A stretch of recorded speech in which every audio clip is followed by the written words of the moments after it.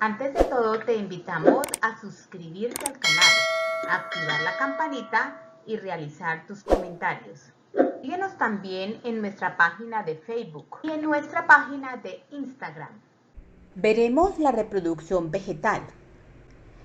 Como ya tú sabes, la reproducción en los seres vivos es un proceso muy importante, puesto que permite la perpetuación de las especies. En el proceso de la reproducción en los vegetales existen dos tipos de reproducción, la sexual y la reproducción asexual.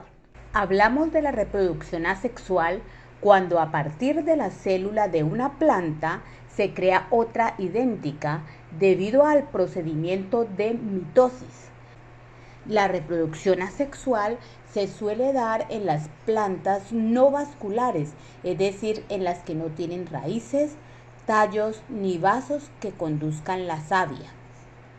El ciclo de reproducción vegetal tiene lugar en la mayoría de los casos a través de la reproducción sexual. El órgano reproductor de muchas plantas se caracteriza por tener estructuras reproductoras especializadas.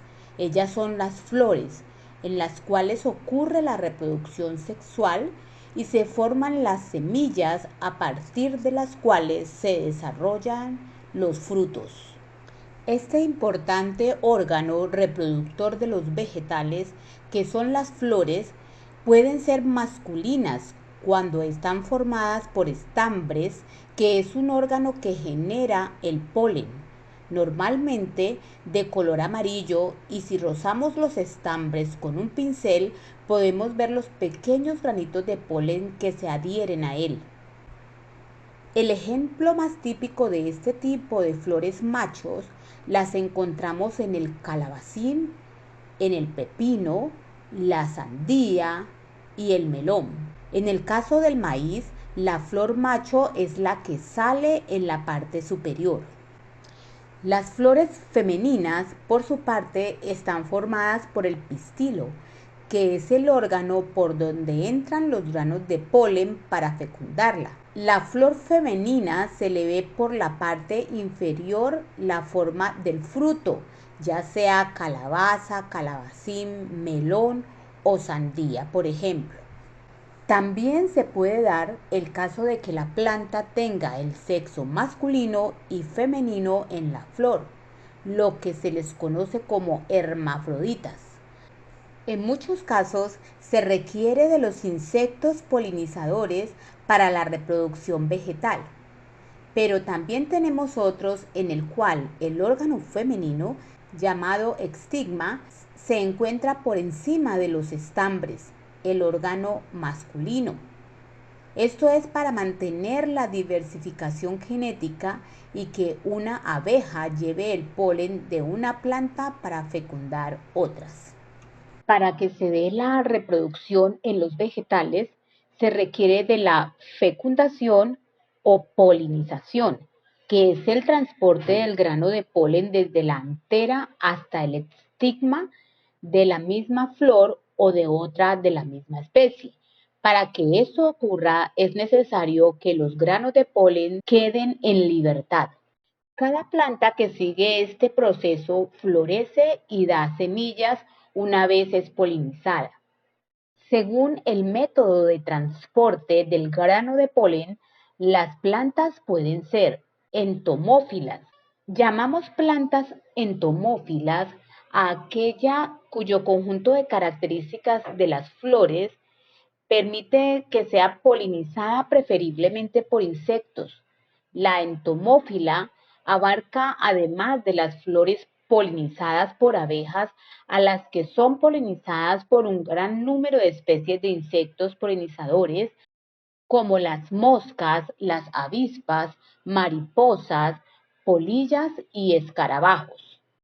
Estas especies presentan flores con cualidades que las hacen atractivas a los insectos por sus colores brillantes, perfume, néctar, formas y diseños especiales que guían al insecto. Los granos de polen que presentan este tipo de plantas regularmente son grandes.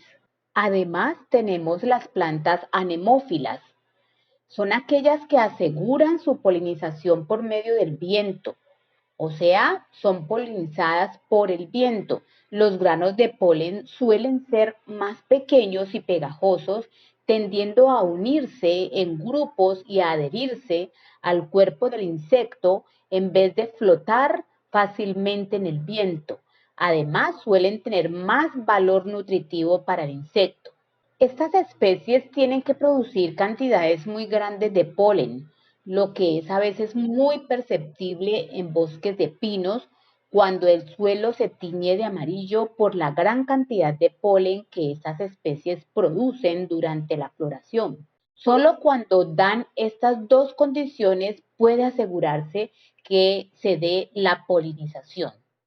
Entre los anemófilos podemos citar las coníferas, que tienden a formar bosques monoespecíficos en las latitudes frías y las montañas, o de los árboles dominantes en los bosques de las latitudes templadas, como robles o hayas.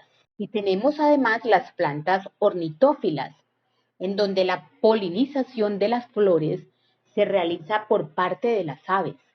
Esta asociación coevolutiva es similar a la entomófila, en la cual la polinización es realizada por los insectos y está particularmente bien desarrollada en algunas partes del mundo, en especial en los trópicos y algunas cadenas de islas. Las plantas ornitófilas tienen flores a menudo rojas, con largas estructuras tubulares que contienen bastante néctar, y el estigma y los estambres tienen una orientación que asegura el contacto con el polinizador. Las aves tienden a ser nectaríferas especialistas, con lenguas pelosas, largos picos y capaces de cernirse en el aire o suficientemente ligeros como para poder posarse sobre las estructuras de las flores. Tenemos también las plantas hidrófilas. Presentan flores erectas con forma de disco y cóncavas. El agua de lluvia puede provocar la autopolinización al salpicar y llevar granos de polen hacia el estigma de la propia flor. Como mecanismo adaptativo no está muy difundido, ni siquiera entre las especies acuáticas. Una adaptación muy importante en las especies hidrófilas es la capacidad de flotación del polen o de las flores masculinas en otras especies, como es el caso de Vallisneira y Elodea.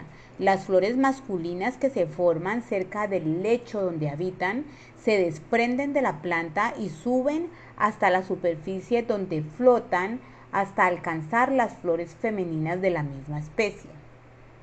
Estas últimas llegan temporalmente hasta la superficie, lugar en el cual son polinizadas. En otros casos, el polen no llega a la superficie del agua y es transportado por las corrientes de agua hasta llegar a los estigmas de las flores femeninas. Existen dos tipos de reproducción sexual en los vegetales: por autogamia, que es cuando la polinización es directa, o autopolinización. El grano de polen fecunda a la misma flor. Hablamos de la alogamia, o polinización indirecta o cruzada, en donde el grano de polen va al pistilo de otra flor distinta. Antes de todo, te invitamos a suscribirte al canal, activar la campanita y realizar tus comentarios.